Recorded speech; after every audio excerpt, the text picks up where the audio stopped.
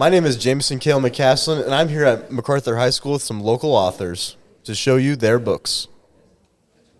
What's your name and the title of your book? My name is Isaiah Mackel. The book I made called The Day That Thomas Learned the Safety Rules. It's about preventing child trafficking. That must have required quite a bit of information. How long do you think it took you to write the book? It took me 2 months to write the book. You want to talk about your writing process at all? My writing process, was really stressful, in my opinion. Now, do you think you have any other words of encouragement for writers? Never quit. Always quit. keep going. Because I was just keep overthinking. I'm an overthinker, so I just overthink a lot. I was just overthinking. My opinion, taking a break once in a while really does help to release the stress. So, yeah. Thank you very much. No problem.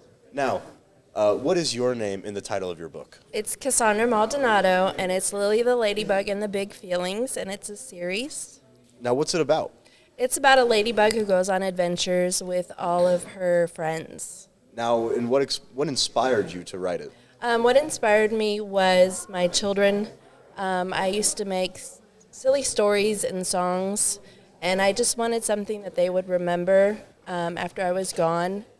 Basically a legacy for my kids and my grandkids. So you've always been a little bit of a storyteller.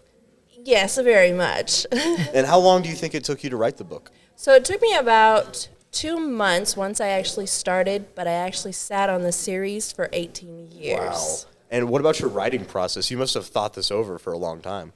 I did think it over for a long time. I just had to find the courage to actually put myself out there and actually put that pen to paper and say that I can do this and I am enough. What kind of advice do you have for any writers out there? Just if you want to become a writer, I say go for it. Every single day, just put down words, even if they don't make sense, they don't rhyme, anything like that, and just go for it and believe in yourself because one day it will take off.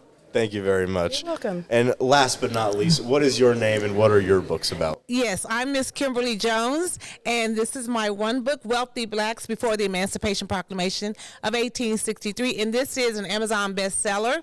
This one came out. And then my next book is Nathan in the North Star, about a little boy who loves nature, and then he begins to observe, and then at the end of the story, he becomes an astronaut.